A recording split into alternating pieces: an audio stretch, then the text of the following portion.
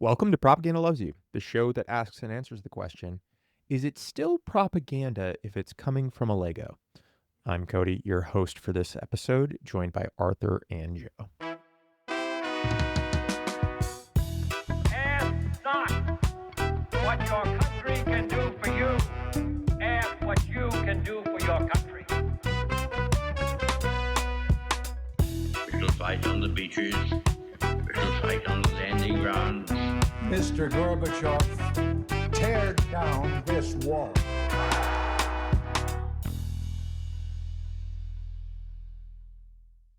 Hello, everyone, and welcome back to Propaganda Loves You. We are finally going to be releasing our episodes on Edward Bernays and the Century of Self, which covers, the rise of public relations in the United States post-World War II, how that is directly related to, coming from, however you want to call it, but public relations and how it was birthed from propaganda, specifically from wartime propaganda, and the guy that kind of did that, Edward Bernays.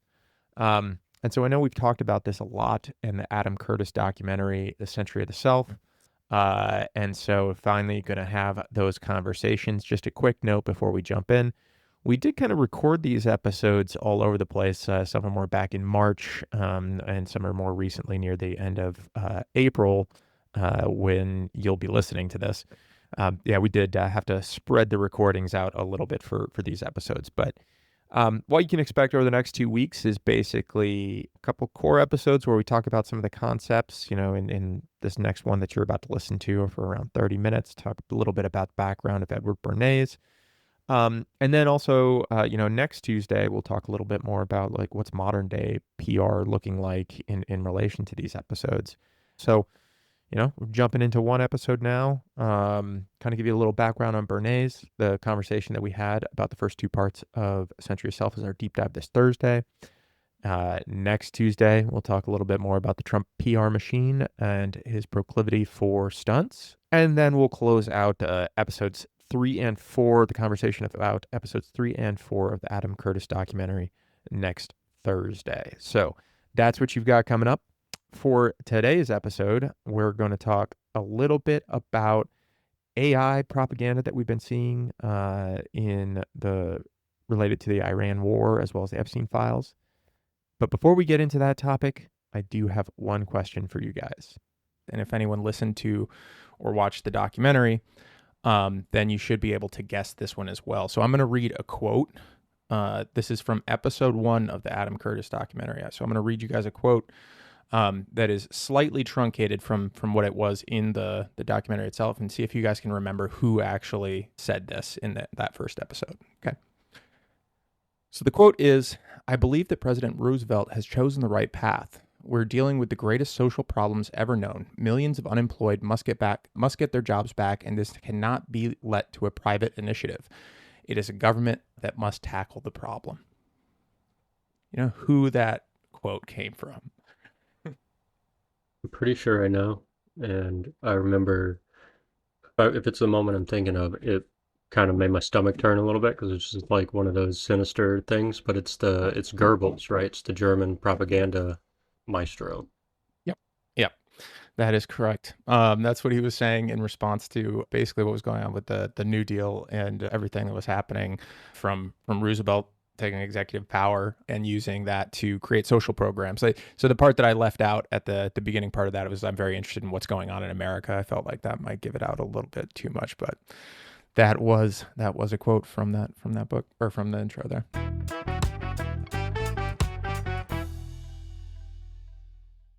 So jumping forward real quick, I wanted to just visit this as kind of a short topic for a core episode here. And that's just these different, I don't know if you guys have seen a lot of them, different AI videos online, if you've been seeing them related to either the conflict in Iran or whatnot. The 3 that I want to look at is one that was a video that was put out by Senate Republicans in Texas, which was a deepfake version of James Talarico, basically reading off tweets that he'd done previously. So I'll play that one.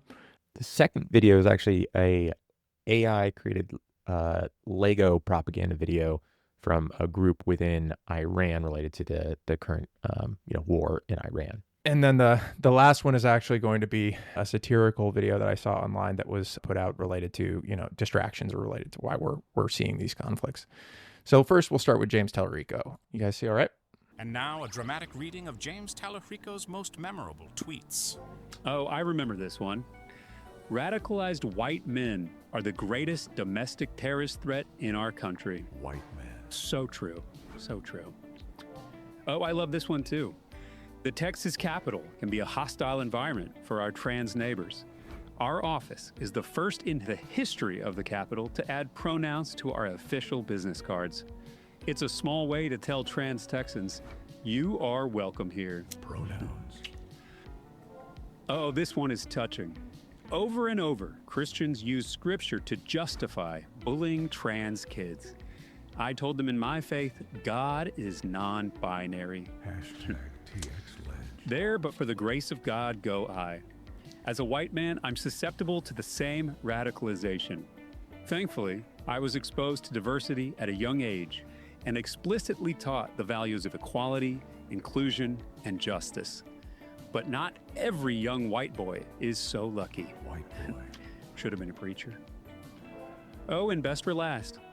This video brings back memories of being the only teenage boy at Planned Parenthood's March for Women's Lives in 2004. And that concludes our dramatic reading of James Talarico's most memorable tweets. That's one video. I feel like we should probably watch all three and then discuss. Otherwise, we're going to go rabbit holing on one of these. Here is the second AI generated video.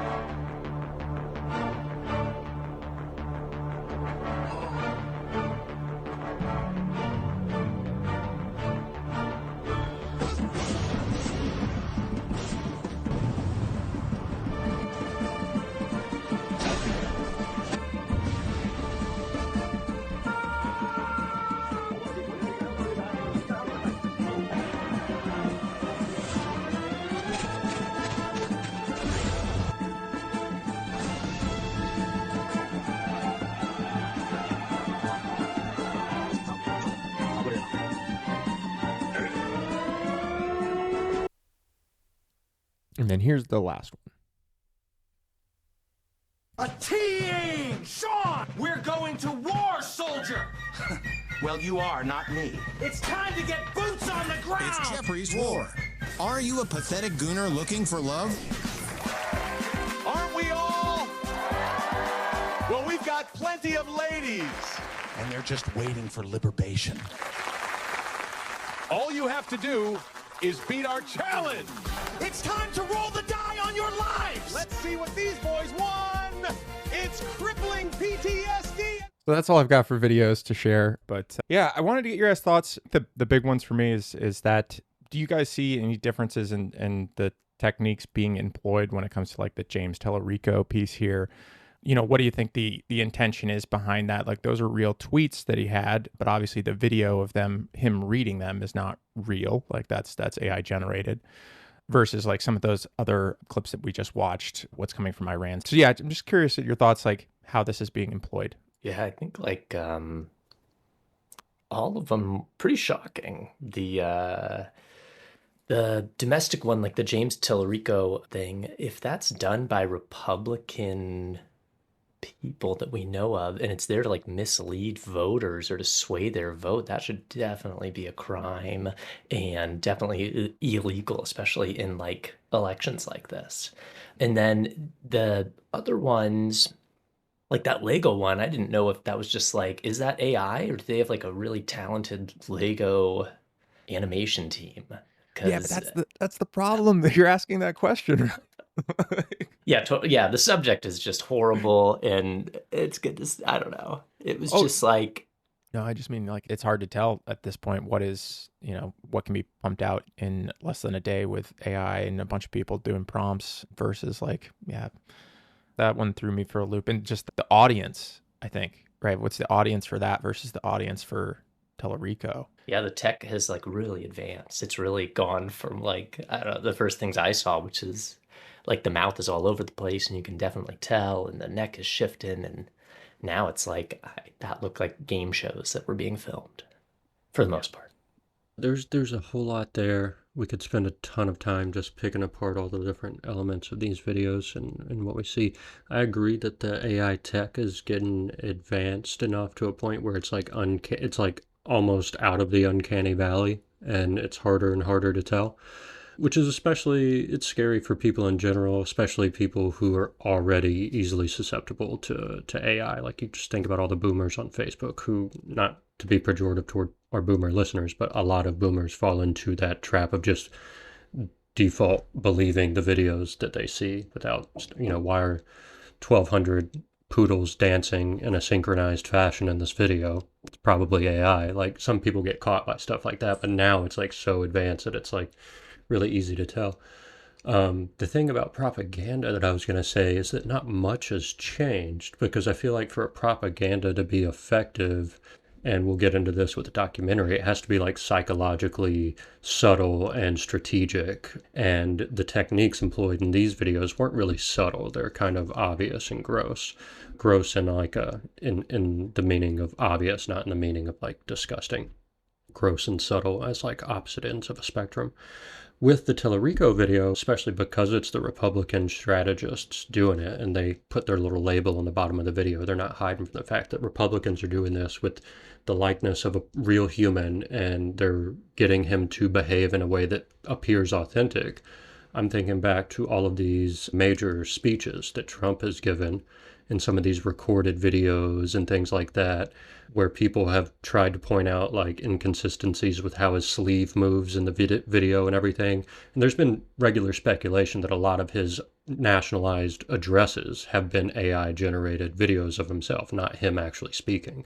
And I think because Republicans are kind of showing their hand with the Talarico video, that makes it more likely that they're actually doing that with Trump. So what do you do with a leader who is an octogenarian or almost there, and less comprehensible? If Biden's team had had this kind of foresight, maybe they could have gotten him to last longer, I guess is my point. But with Trump, like, to what degree is he still coherent, like as a person-to-person speaker, or is he, psychologically degenerating? And how would we know if all we get are videos that may or may not be AI smoothed over or AI generated whole cloth? And so as viewers, I don't know, it puts that question on us, like, to what degree do we trust our own state media? Because, we talk about Iranian state media and Russian state media and Chinese state media. We have U.S. state media, and sometimes that comes straight from the parties themselves, and sometimes it's like CNN just gassing up this general who's sitting on the board of Raytheon or whatever, raking in the war profits while he's justifying the reasons we need to keep bombing. That's also a kind of state media that we have to think about. So I don't know, I'm just thinking about all this stuff kind of in the background. I was trying to find it while we were chatting here. Like, there have been multiple laws that have been proposed around this type of political advertising. I think it was like this Fair Digital Advertising Act or something like that have all failed, right? But it's basically going up and trying to control this. At the same time, Joe, what you're talking about with the willingness to use this technology in a way that is clearly intended to be deceptive. Yeah, deceptive, but influence. Like, it's very clear what you're trying to do with that Talarico video, especially by adding in like the little pieces that he doesn't say, like the in-between parts. That's one thing that I thought was really interesting. Like the little, oh yeah, definitely. Oh, I love that. Like all of those things, right? That try to make it seem like it's that push the narrative that they want there. But if they're willing to do this, and the Trump administration had put basically trying to put a moratorium on any type of AI regulation at the state level, right? We talked about that in year one, and this is probably another reason why they see this as a tool that they can use to continue to do these things at mass scale. Which, yeah, this will tie directly into the conversation we're about to have. So the other thing I wanted to say, I guess, about that Talarico video is just how I'm trying to choose nice words, the Republican sense of humor is so depressing and childish and surface level sometimes. Just like the fact, like just getting him to, as a kind of AI puppet, repeat these tweets that he had, which were kind of like, who cares tweets, like no big deal tweets. But the point of the joke or the humor that I'm reading into it or whatever is that this guy is a softie. He's not a real man because he's being inclusive. He's talking about diversity and women's rights, a kind of low-key homophobic humor that's like a through line in right-wing humor circles. Just really depressing to see. Yeah, I think the only last thing on that, like the Jeffrey Epstein video, obviously that wasn't put out by any state media or anything. That was just something that was online. I think the reason I wanted to show that one in comparison to the other two is because I realized when I was watching that Jeffrey Epstein video, it was like, oh, this feels like satire, just making fun of the whole thing. But like someone else watching that video that doesn't have the same worldview that I have, would they be looking at that the same way we're looking at like the Talarico video? Like would they be like, well, it's fair game, same thing here. We're creating this AI video saying that this is all about Epstein to distract from Iran, so we're just going to create AI videos of Talarico. Is that justification that they would come up with? That's kind of the only other part that I want to talk about with this. That's a good point, because literacy right now is so important with how to understand the different layers of propaganda and narratives that are going on. Like you're saying, like someone without a lot of political, social context wouldn't really understand the satire in that Epstein video, like you were saying. And I don't know, education and basic literacy skills are incredibly important now more than ever because of how advanced some of the AI stuff is. And it's like, isn't the end goal, I think we were talking about like maybe a month or two ago, the end goal is to like flood the entire ecosystem with just like they want a response from Democrats where they start doing this, and then they can just blatantly do whatever they're doing out in the open and hide it. And yeah, just flood the zone with crap, basically, to the point where it's impossible to tell. And if you can, then justify. Yeah, that's why I think like this entire thing is one just big giant disinformation op that's morphed over time. Like all of the stuff that they've claimed Democrats have done like over the years, they're just like, well, shit, they're going to find out about this in 10 years. So if we start blaming them for it now, like then by the time that it actually comes out the truth, like people are going to be numb to it and we'll flood the zone with too much anyway. So I don't know, maybe there'll be a book written in 20 years about how this whole thing was one of the biggest disinformation ops in history. But it would make sense why they just let AI train off of like all of the work of capitalism without paying anything and just like stealing everybody's labor and just generating it. It's insanity.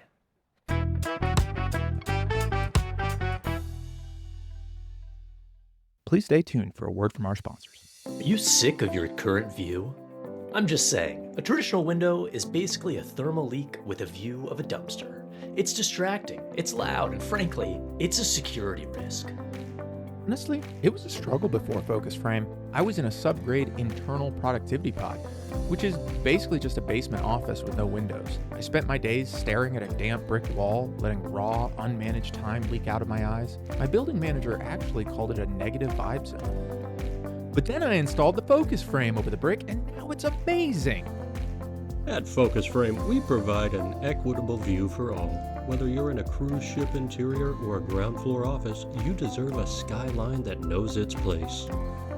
Standard glass is a liability. It allows for visual drift and unauthorized external observation. The Focus Frame ensures that your staff or tenants remain safely in the building and that everyone else stays out. It's a game changer. I actually have the Elite model with the LED panel and sensor bar. It's honestly better than the real thing. You're so real for saying that. Thank you. Make sure you only see what you need to. Focus Frame. That's our view. Prolonged exposure to unsanctioned horizons may cause existential nausea, civic drift, and the localized perception of non-existent shadows. Gaze duration protocols must be observed to maintain your stability score. If your view begins to vibrate, do not look away. Curated light is correct light. Void where prohibited by reality.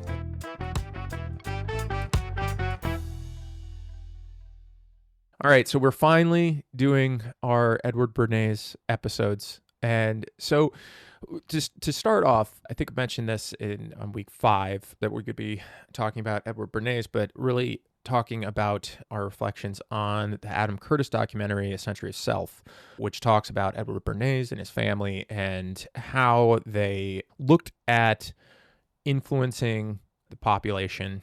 It focuses on the U.S. population for this documentary, but how they thought of mob mentality and how they used that in psychoanalysis to try and control people through advertisements or public relations, which is propaganda. That's kind of what we're going to talk about this week. We're going to reflect on the first 2 episodes. It's a 4-part series. But before we do, I'm just going to read an article. This is from EBSCO, which I looked into. It's a company that does a lot of information relations. It's got like a bunch of academic. Here, let me share it with you guys. Yeah, I mainly know it as an academic database, kind of like JSTOR. Yeah, they I didn't know what it was at first, so I started looking into it just because I was curious. Like I couldn't find out what EBS actually stood for, and I was like, is this like an Edward Bernays? Like, was this a company that he started like way back in the day? And I'm about to read the article from his, but it's not. It's a totally different person. Started as like military pamphlets like back in the 40s or something like that. So, but yeah, now has a ton of academic stored and information on here. So I'm going to read through this article that just gives kind of a background on him at a high level. So you've got that for information before we go diving into the 2 specific episodes that we watched. So this article is called Edward Bernays, and it's authored by Angela Harmon, and it was published in 2023. Edward L. Bernays, born November 22nd, 1891 in Vienna, Austria, is often referred to as the father of public relations. He was the nephew of Sigmund Freud, and after moving to the United States as a child, he pursued a career as a journalist post-college. During World War I, he worked on propaganda for the U.S. government, which sparked his interest in the power of communication and persuasion. Recognizing the negative connotation of propaganda, Bernays redefined it as public relations, emphasizing the psychological aspects of influencing public opinion. In 1919, Bernays established his own public relations firm and quickly gained a reputation for his innovative strategies. His work included successful campaigns for various products and clients, such as encouraging bacon consumption for breakfast and promoting women's smoking through the Torches of Freedom demonstration. He employed psychological principles to shape perceptions and behaviors, collaborating with celebrities and experts to bolster his campaigns. Bernays also authored several influential books on public relations and taught the first college course on the subject at New York University. His legacy endures, as many modern public relation practices are based on the techniques he developed throughout his career. His parents were L. and Anna Freud Bernays. He was the nephew of Sigmund Freud. Bernays' mother was Freud's sister, and Bernays' aunt Martha on his father's side was Freud's wife. So he was a double nephew, which is confusing to think about. The family moved to the United States not long after Bernays was born. He grew up in New York City. After high school, Bernays attended Cornell University in Ithaca, New York. He graduated in 1912 with a degree in agriculture and decided against a farming career and instead became a journalist. During World War I, Bernays worked on war propaganda for the U.S. government. He was hired by Woodrow Wilson administration to promote the war effort. He helped encourage young people to sign up to fight in the war. Bernays was intrigued by how propaganda worked and realized that he could use it to promote ideas other than war. At this time, press agents helped promote products. However, the profession had a bad reputation. Bernays wanted to do something different. He knew that opinions could be molded. Instead of admitting that he was promoting propaganda, which had a negative connotation, Bernays used the term public relations to describe his work. He used the psychological principles put forth by his uncle Sigmund Freud to promote his ideas. Bernays figured out a way to convince the unconscious mind rather than the rational mind. He called this approach the engineering of consent. He then convinced companies to use this method to influence people into buying something or doing something without them actually knowing they were being coerced into action. I'm going to pause here for a second. One thing that I think we talked about when we talked about Bernays before was like Mad Men and the ad agencies and stuff like that, and if there was a connection there. And actually during our winter break, I watched all, 7 seasons of Mad Men, and I think I can definitively say that these two people probably would have hated each other if Don Draper was real.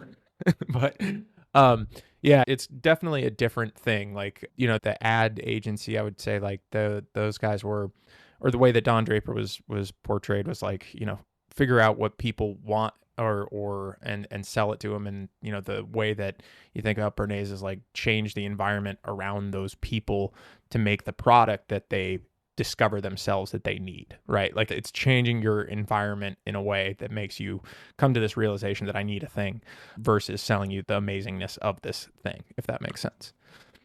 I don't know.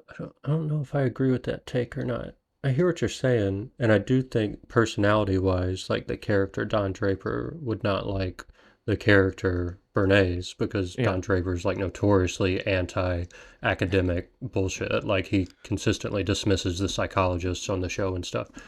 But it's his technique is really the same thing, just by like an intuitive method. Like he kind of just feels like he knows people. He feels like he understands the housewife. Like there's that one part, I can't remember which season it is, 2 or 3, where he like does this project with Heineken, I think, and sets up these end caps in the grocery stores, and he gets them decorated to look like a good idea for a barbecue because he thinks he knows the psychology of the housewife.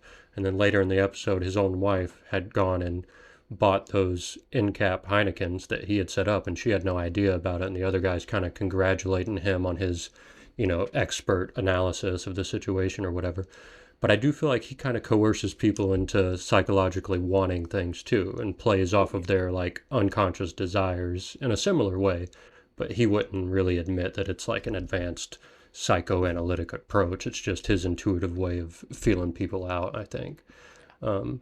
It's messy, I guess, is what I'm saying. No, I would agree with that perspective. What I was more saying was like, he definitely understands what people want and finds a way to market to them. Like, right. What I was thinking of is more like the campaign for like bacon as an example, right? Like you're not selling like the bacon specifically. You're selling the thought of a hearty meal being something that everyone should have at, you know, breakfast, and then allowing them to arrive at while bacon is, you know, going to fill that void, if that makes sense. I don't know. Maybe I look at them a little bit differently, but yeah, I guess I don't disagree that like they're both using that inherent, what is it that people are desiring, right, as the trigger. Yeah, I guess, yeah, that's the common ground there. The unconscious desire manipulation kind of thing.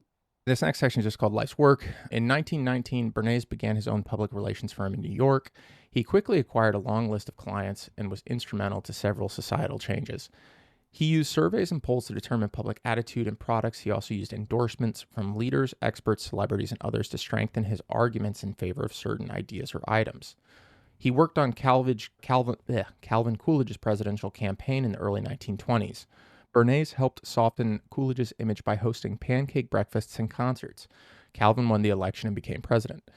Also in the 1920s, a beech nut packing company hired Bernays to help it develop a way to increase demand for bacon. Bernays worked with a medical expert to come up with a plan for convincing Americans to eat bacon and eggs for breakfast. The expert consulted other doctors who confirmed that Americans should be eating a hearty breakfast.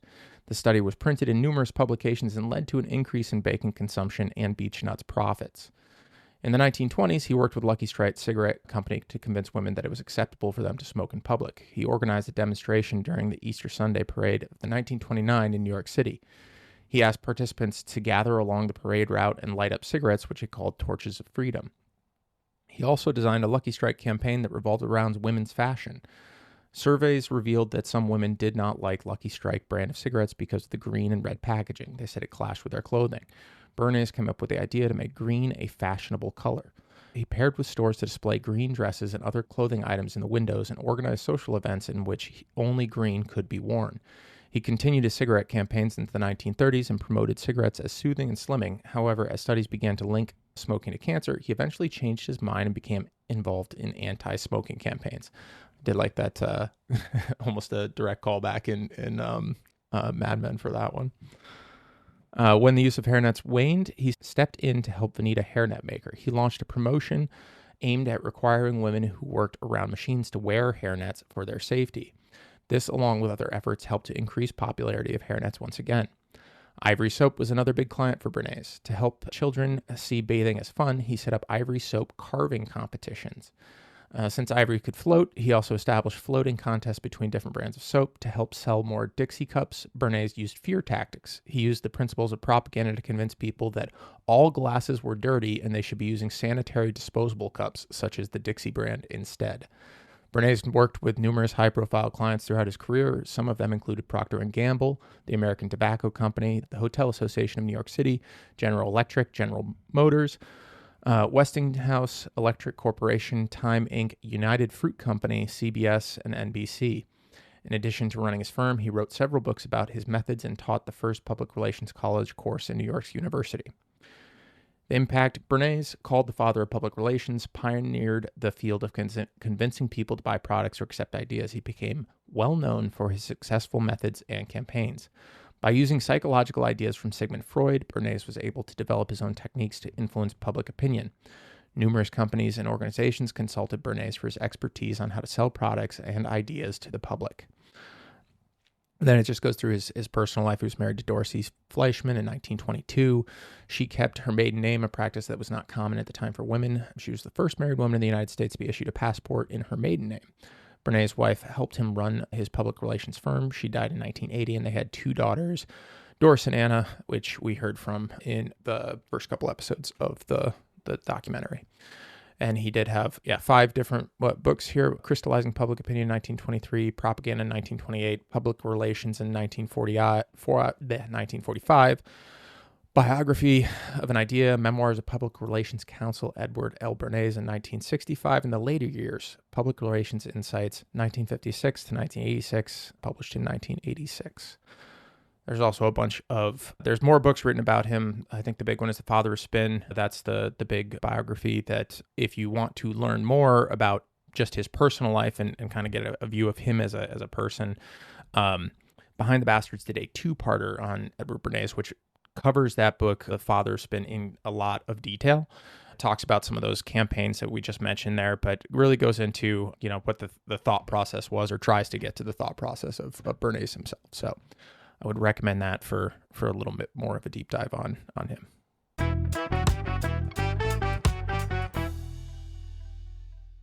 Please stay tuned for a word from our sponsors. Let's be real for a second. Are you seriously still showering with water? It's 2026. Water is for industry. It's for turbines, cooling systems for AI, and agriculture. Why are you wasting a legacy liquid on your armpits? I know. I switched to the Waterless bath bar a few weeks ago. It's a solid-state mineral block. Thankfully, there are no liquids involved. And we all know, no liquids means no waste. My skin is a bit pink. That's the goal of surface optimization. You're removing the friction that slows down natural momentum. I don't have body hair anymore, and the bottoms of my feet squeak on the floor like gym shoes. That means it's working. AmeriLife Pharma designed this to be just like a large gray eraser for your body. You're sanding away the 20th century so the 21st can finally take hold. My phone unlocks faster now. That's because your skin is more readable. Stop wasting water on your body. Save it for the systems that matter. AmeriLife Pharma. Refinement through resistance. Civic Sweep may cause dermal thinning, total fingerprint erasure, and spontaneous static discharge. If your skin achieves a high gloss finish, do not panic. You are simply becoming an asset. Do not apply to soft tissues unless participating in the pilot program. AmeriLife Pharma is not responsible for the accidental ignition of synthetic fabrics.